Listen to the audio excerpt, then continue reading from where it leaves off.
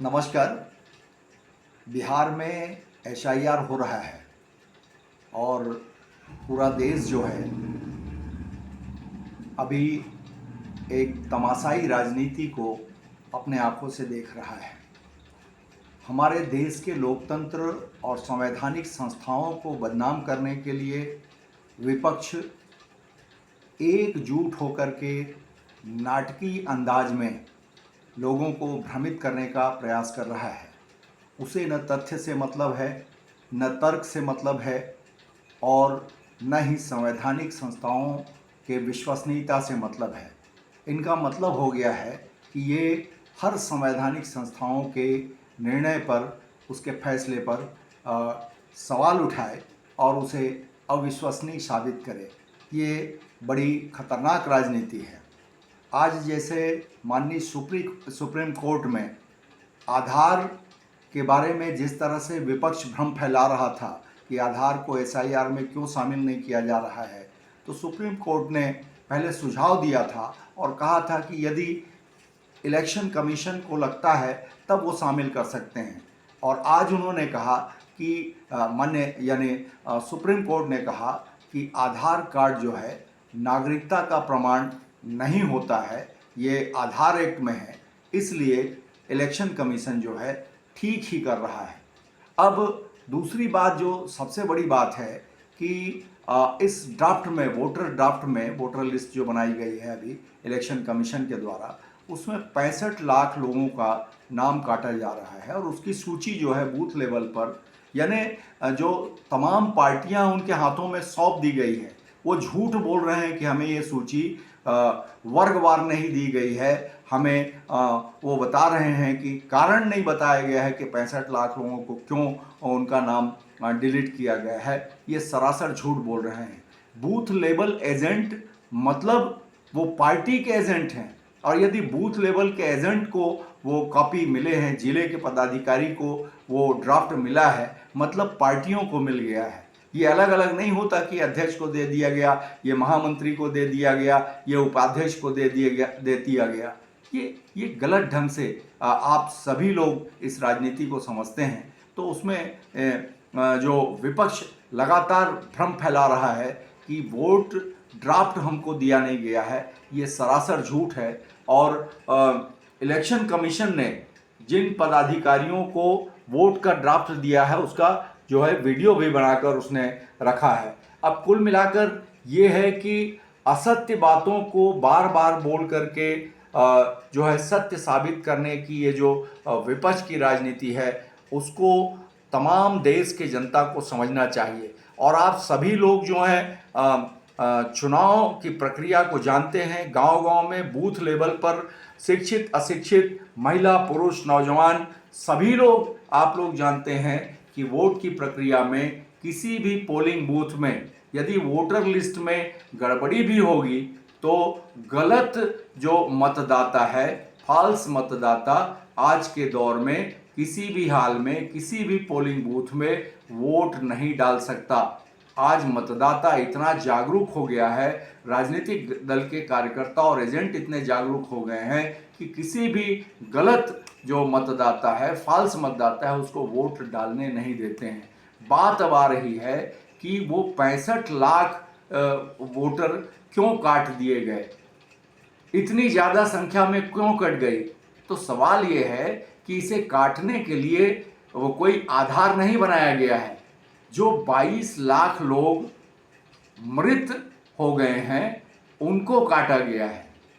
जो 35 लाख लोग जो पलायन कर गए हैं उनको उसमें नाम को हटाया गया है, और कुछ जो डबल जगह पर जिनका नाम है उनको हटाया गया है। उसका कारण भी बताया गया है।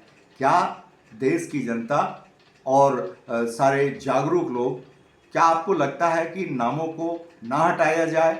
और यदि 22 लाख लोग मृत हो गए हैं, 35 लाख लोग बाहर चले गए हैं, तो क्या इस एसआईआर में इलेक्शन कमीशन राजनीतिक दलों को बुला करके कहे कि अभी 22 लाख में से हम केवल 10 लाख लोगों को काट रहे हैं, अगले समरी रिवीजन में फिर 12 लाख लोगों को काट देंगे?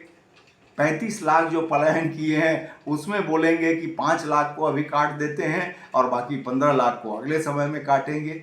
ये कैसा कुतर्क है राजनीतिक दलों का? और क्या आप सोचते हैं कि ऐसे जो कुतर्की लोग हैं जो संवैधानिक संस्थाओं के प्रति भ्रम पैदा करें वो आपके देश को सही दिशा में ले जाएंगे यदि आप उनको उनके हाथ में ये सत्ता दे देंगे? तो ये इस बात को गंभीरता से विचार करना पड़ेगा कि जब सरासर आपके आंखों में धूल झोंक करके ये गलत राजनीति कर रहे हैं, तो यदि आप असावधान हुए, यदि आपने अधिकारों को नहीं समझा, यदि आपने लोकतंत्र के महत्व को नहीं समझा, तो ये आपको कहीं भी ले जाकर डुबा सकते हैं, देश को डुबा सकते हैं। तो इस बात को हमको समझना पड़ेगा कि 65 लाख लोग वाजिब कारण से उनका नाम काटा गया है।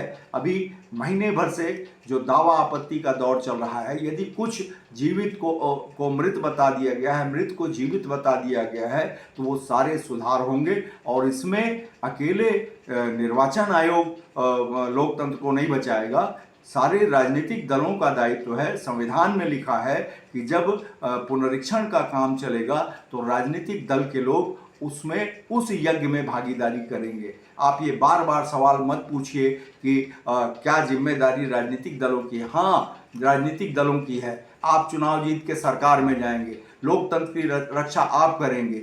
ये जनता के लिए जनता का शासन है, तो आप जनता हो और जनता जो है शासक बनेगा, तो वो क्यों निर्वाचन आयोग का सहयोग नहीं करेगा?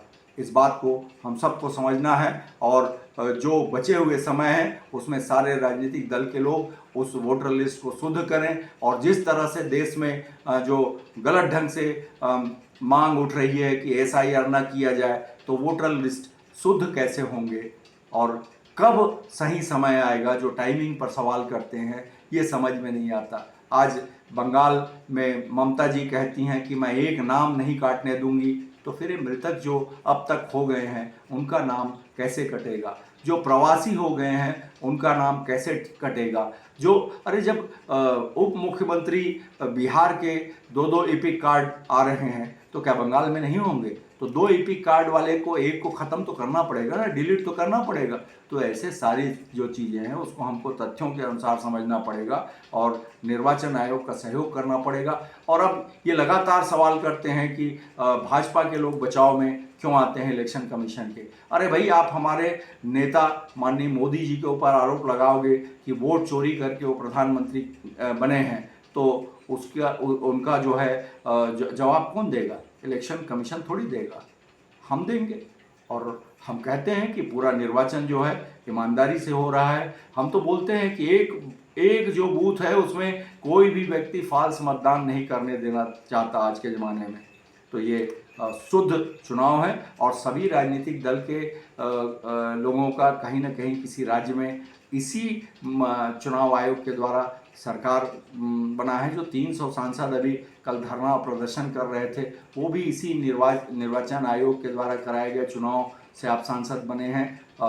तो क्यों फिर अविश्वसनीयता पैदा कर रहे हैं? सोचिए, विचारिए। आप जनता के मुद्दों पर चुनाव लड़िए, जनता के मुद्दों को लेकर के मोदी जी को हराइए। और इस तरह से भ्रम फैला के आप मोदी जी को नहीं हरा सकते। नमस्कार।